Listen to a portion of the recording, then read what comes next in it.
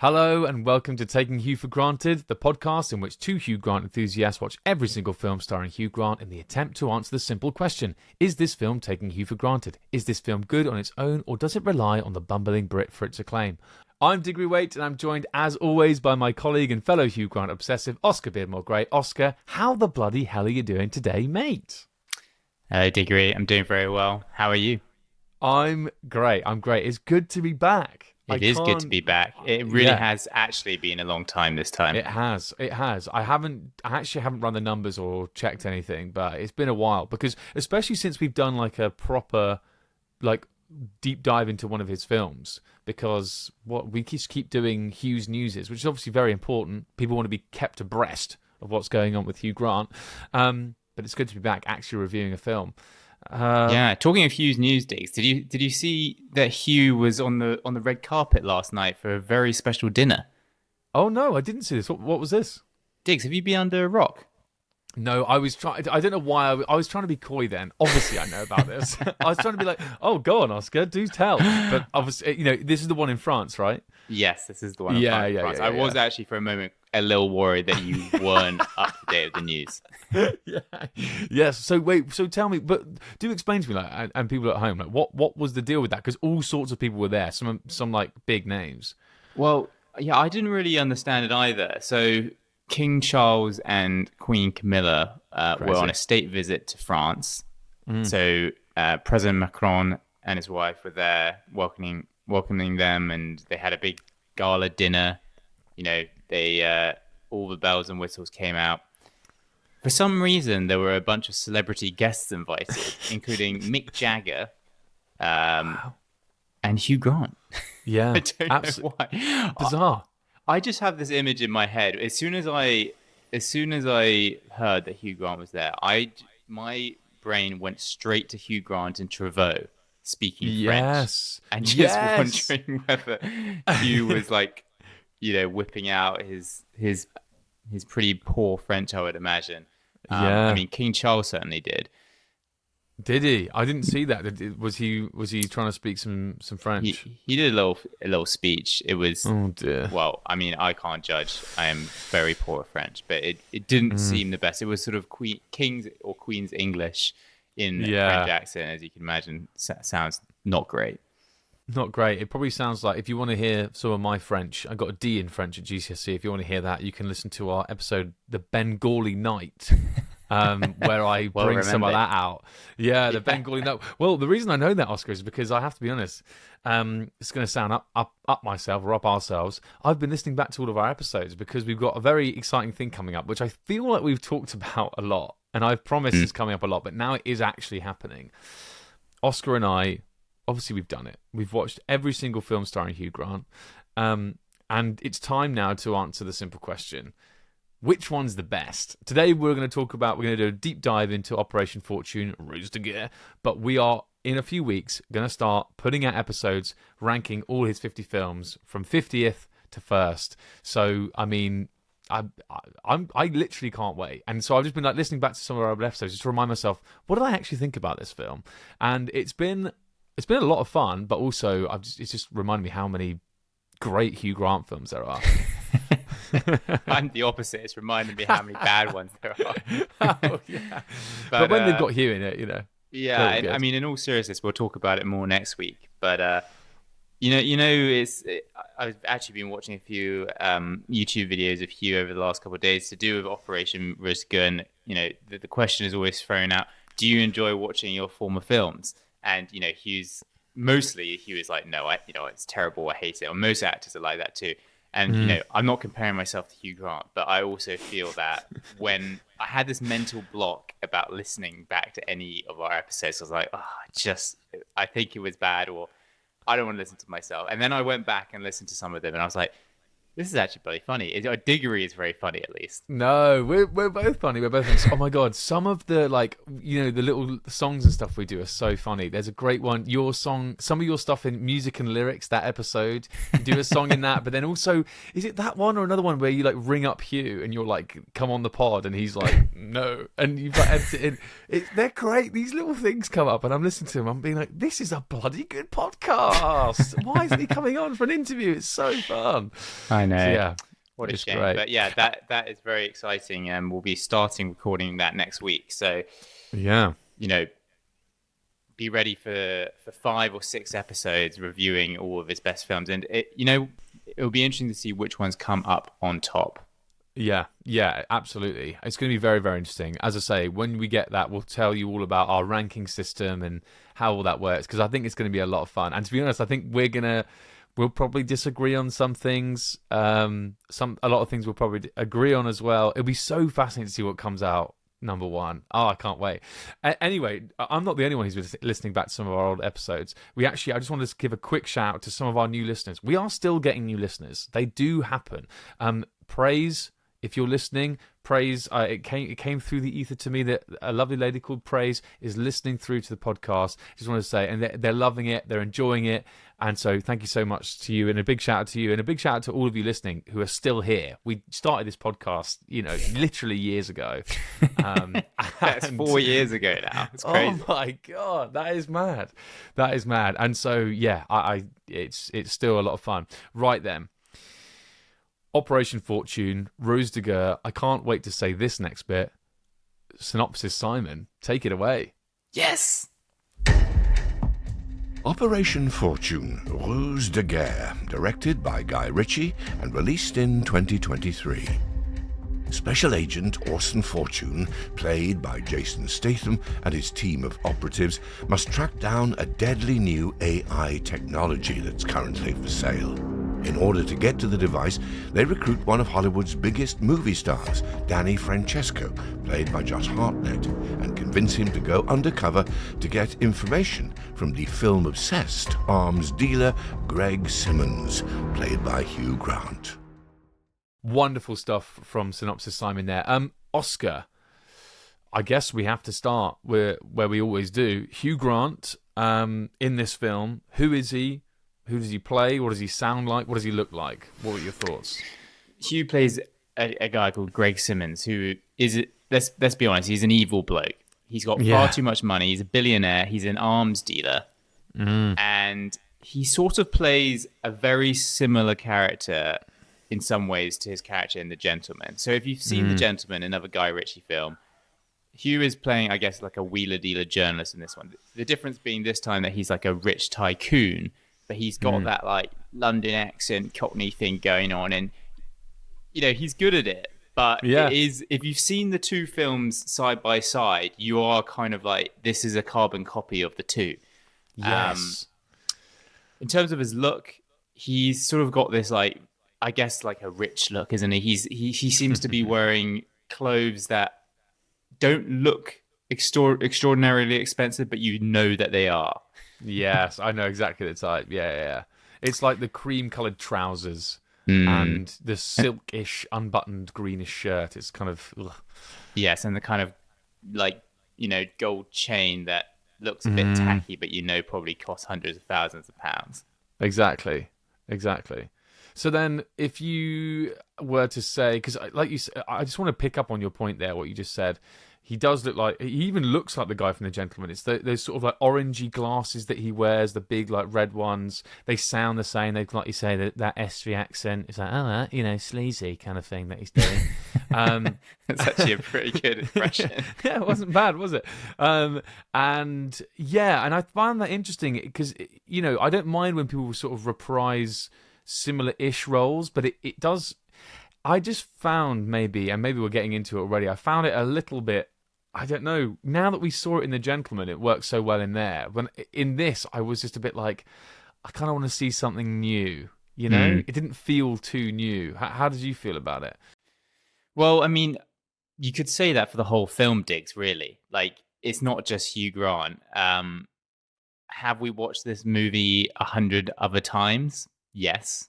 There's not a lot that's original about it. So, yeah, it did feel like that a bit. I mean, I mean, we are getting straight into it here. Yeah, but, get into it. I think that actually Hugh is not bad in this film. I think No. he's sort of the comic saving grace in this film. He brings a silliness, he brings a sort of campness in some ways to I guess offset Jason Statham, who is Jason Statham, shooting people and killing people. But the film, and we've talked about this extensively on the pod, was sort of a bit of a mess from start to finish. So just for context, I mean, we haven't apologized yet for the fact that we're releasing this episode like 6 months after it's released, but we couldn't be blamed for the fact that this film was released literally like a year or something after it was meant to be. Obviously, COVID, there were extenuating circumstances, but the film was pushed back, and then it was going to be in the cinema, and then they said it wasn't going to be in the cinema. Then they said, okay, we have a date, and then the Russia-Ukraine war started, and because there's a lot of Ukrainians in it, they pushed it back again. And then eventually we sort of had this very sort of stuttery release where it was released in cinemas and theaters in the US, but then it wasn't elsewhere, and then it was only on certain streaming platforms. So basically, whoever was in charge of the post-production or the impact campaign of this film didn't do a great job.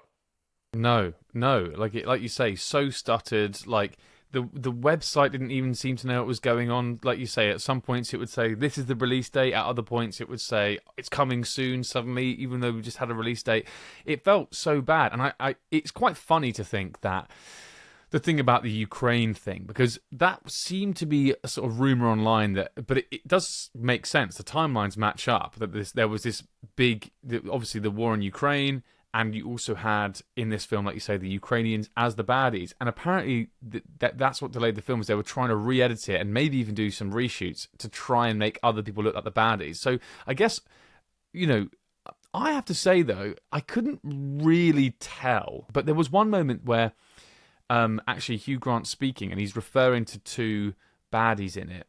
And it's funny because if they had then been superimposed as the new baddies, they're very funny. You may recognise them. They're called, I believe, Trent and Arnold.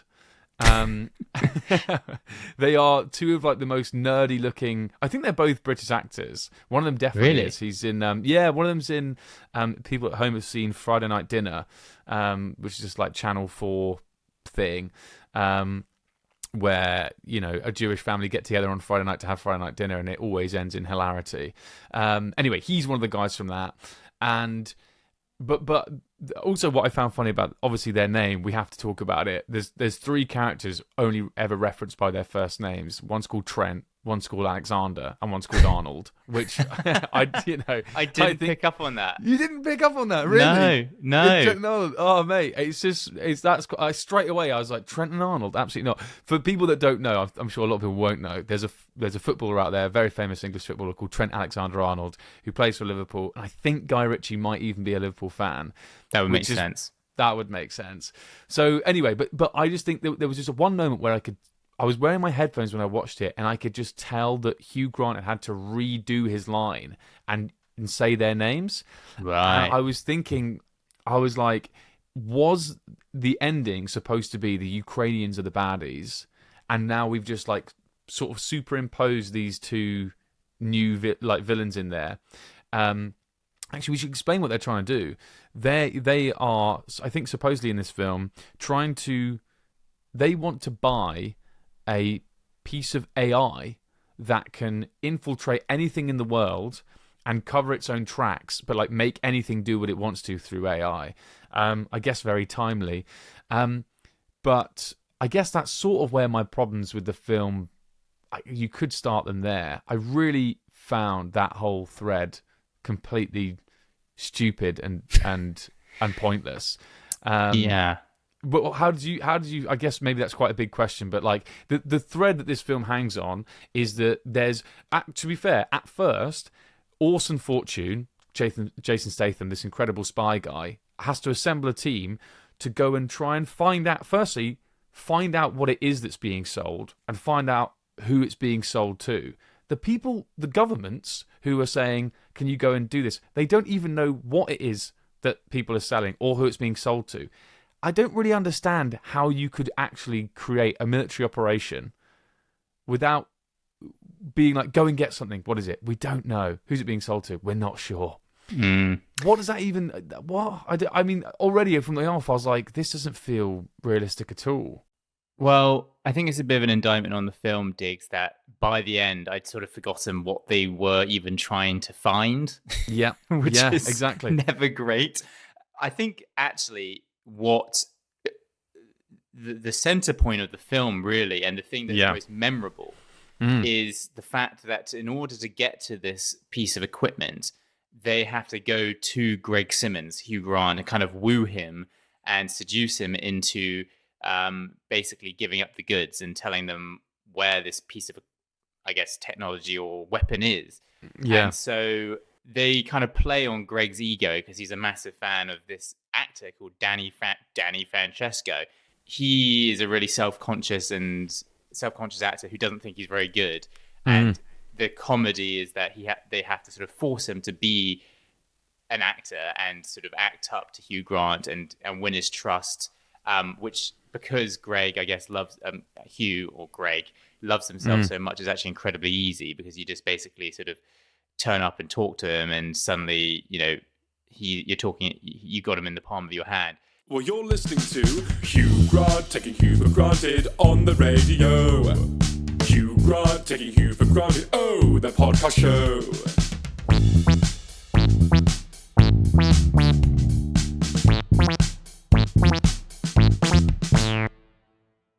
When you said we've seen this film before, it is funny. Obviously, we're talking about The Gentleman.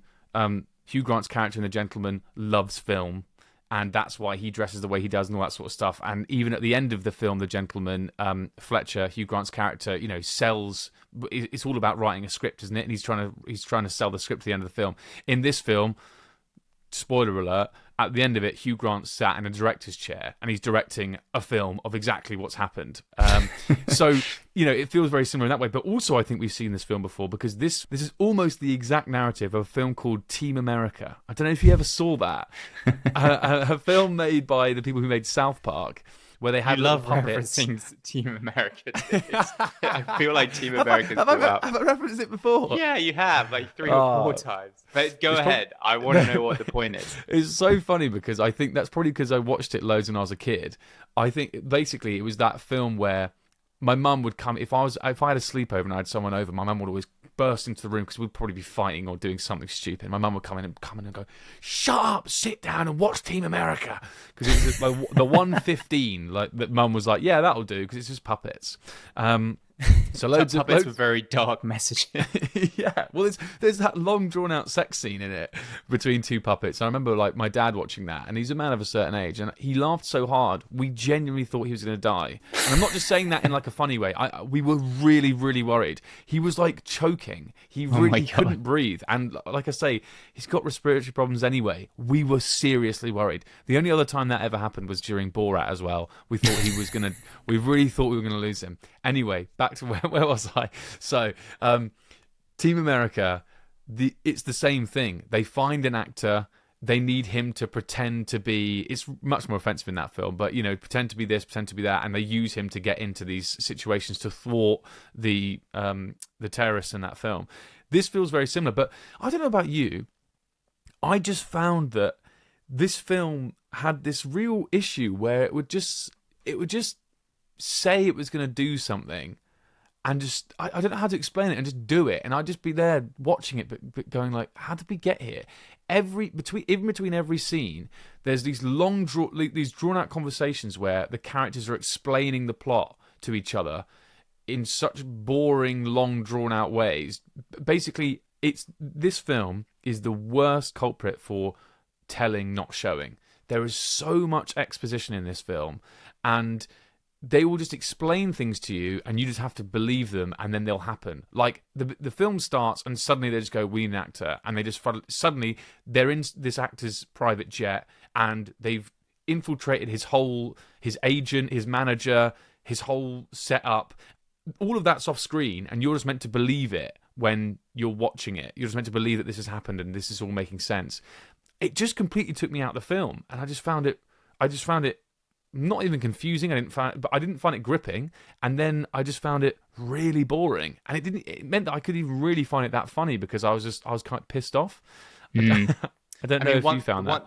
The one thing I would say about that is I think that is probably a result of Guy Ritchie's directing. So there isn't that much press about this film because of the nature of its release, but there are a few interviews with Aubrey Plaza and Jason Statham and Hugh and etc.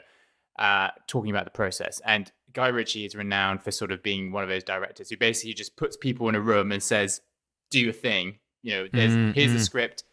On the morning of the shoot, you just rip it up and start all over.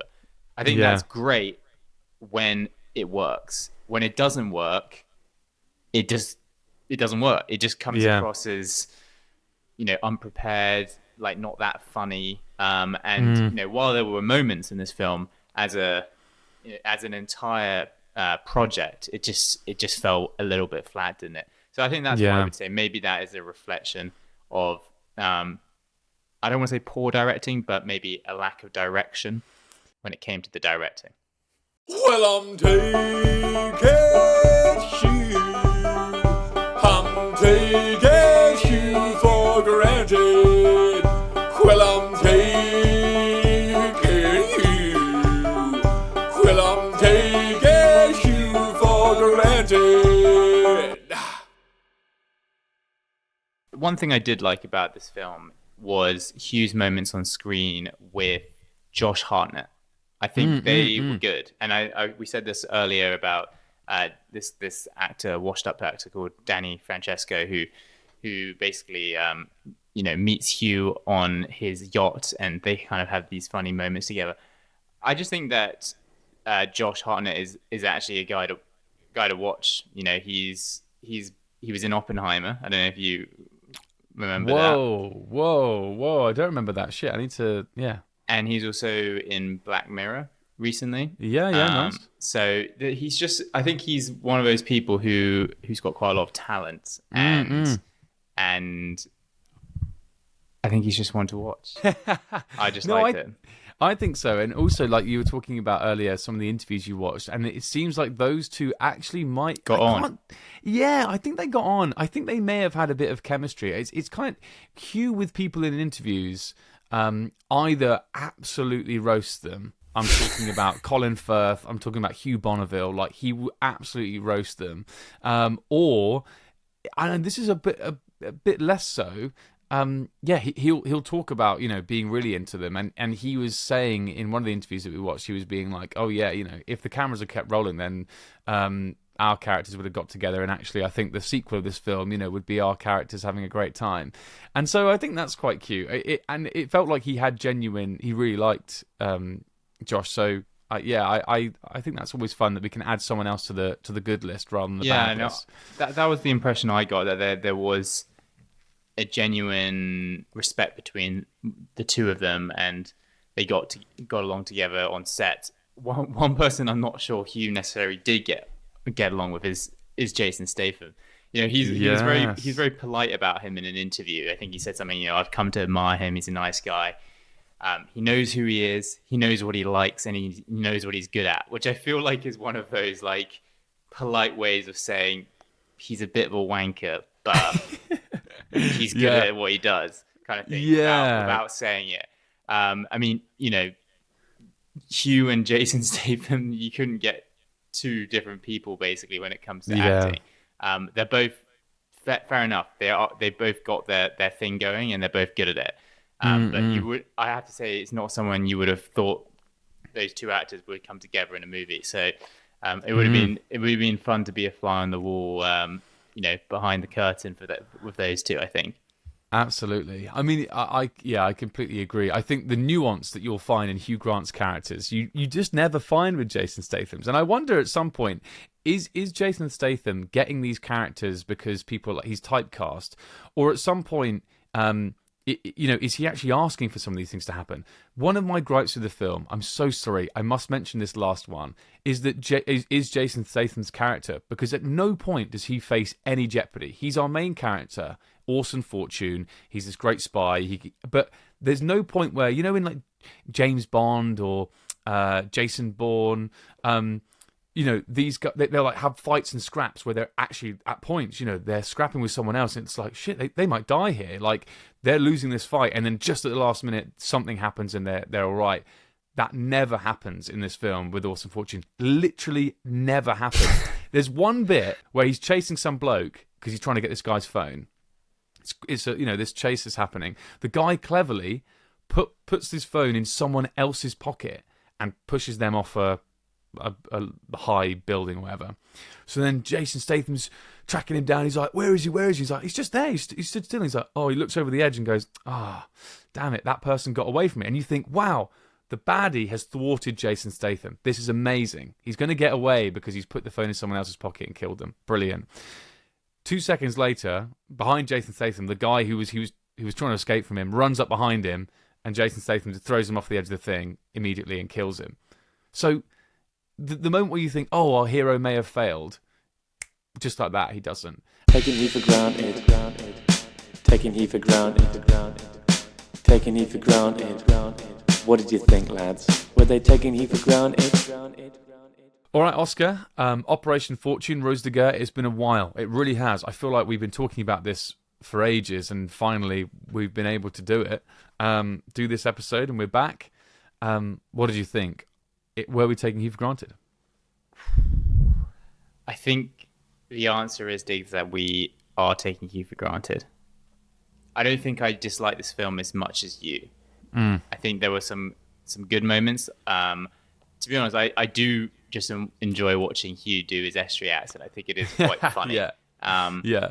But when you stack this one up against the 3 Guy Ritchie films now that Hugh's done, so you've got The Man from U.N.C.L.E., The Gentleman, and now Operation Fortune, it just doesn't live up to expectation, does it? I don't think The Man from U.N.C.L.E., when we did that film, I believe that we came down as not taking Hugh for granted, despite that not being the best film. This just feels like it hasn't moved the needle at all in terms of like the spy thriller. Hugh Grant as the baddie kind of character.